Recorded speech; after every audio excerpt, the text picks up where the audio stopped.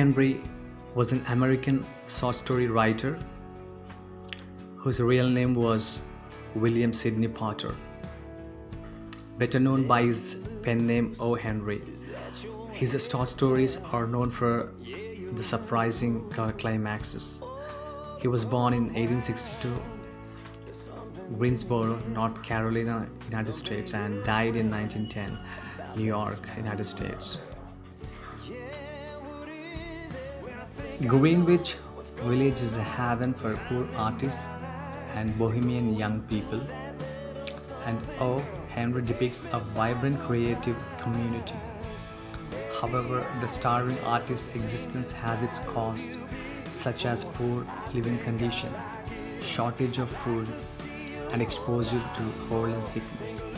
It's also worth noting that Greenwich Village has historically been home to a large portion of New York's lesbian and gay population, a fact which becomes significant in light of Henry's implications that the two female protagonists may be romantically involved.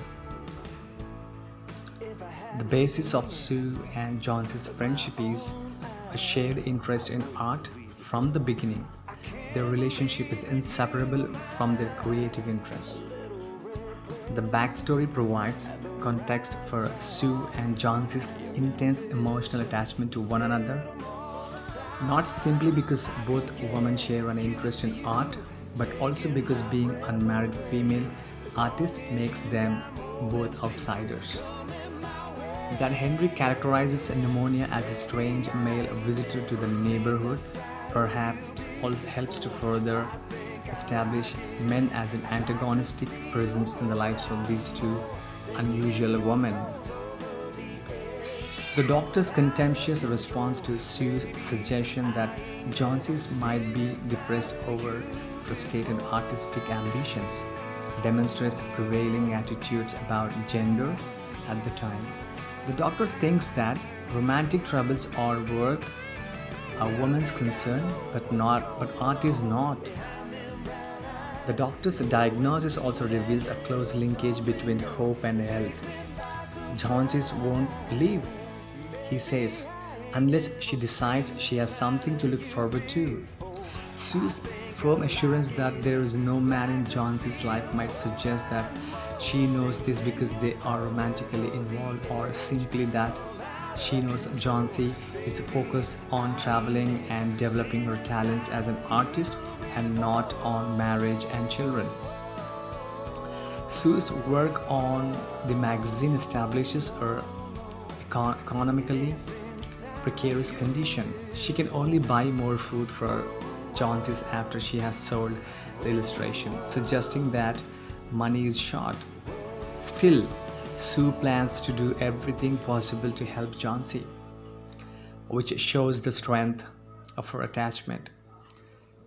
She cooks, cleans, and cares for her friend in her illness, while also acting as the primary breadwinner in their household.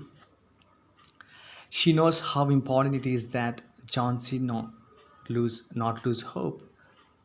So she conceals the news of the doctor's pessimistic prognosis. Despite all these efforts, however, Johnson is increasingly cold to Sue, turning away from friendship as she psychologically prepares herself for death. Johnson's desire to go sailing down like one of the leaves demonstrates her fading hope and her loss of the will to live. After decades of failure, Berman is still trying to paint his masterpiece. He is initially harsh to Sue, deriding Johnson's foolishness for thinking that leaves could affect her health. Like Sue, he points out that the falling of the leaves has nothing to do with whether or not Johnson will recover, but his willingness to come upstairs and pose, as well as his obvious concern for Johnson's welfare, prove that he in fact cares deeply about his upstairs neighbors. In this way, O. Henry suggests that underneath Berman's gruff exterior, the product of a long, hard life of social alienation, economic struggle, and creative disappointment, he still has the capacity to connect with others. The significance of his long Salom, look at the ivy vine, is only revealed later. Perhaps Behrman had decided then to paint the illusion of leaf on the wall outside her window. When the last leaf, which has actually been painted onto the wall by Behrman, survives the night's storm, Johnsy is surprised, but states that it will surely fall during the day, a glum prediction that demonstrates her continuing depression. Even in the face of Sue's plea, Johnsy is still convinced that the pneumonia will kill her and seems determined to sever herself from human connection as a way of preparing for death. Paradoxically, this shows the strength of Johnson's attachment to Sue. Her attempts to dissolve the bonds of friendship before dying suggest that it is human intimacy which binds people to life. Johnsy finally sees the error of her ways. If the leap that she had imagined as a symbol of her coming, death can survive, then she can too. Her statement that it is a sin to want to die has religious implications, suggesting that she may have found faith again along with hope. Her request for food and a mirror, as well as her statement that she hopes to paint the Bay of Naples, demonstrates that her hope has returned along with her health.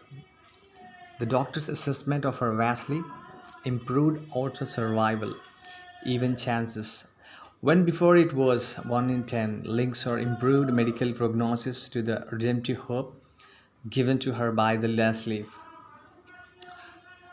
This underscores one of the story's central messages, that hope and life are inextricably intertwined. The last leaf ends with one of O. Henry's famous surprise climax. The last leaf is in fact a painting by Behrman. This seems to confirm what Sue and Behrman believed long ago, that it wasn't the survival of the leaf that mattered, but the rekindling of Jonesy's hope. In a further twist, it is not Jonsy who dies, but Behrman. Despite the loneliness of Behrman's death, his sacrifice wasn't in vain. For by referring to this selfless act of sacrifice as Behrman's masterpiece, Sue is referring both to quality of the painting, which is extraordinary, realistic, and to the love and generosity of the act itself, which had given Jonsy the will to live.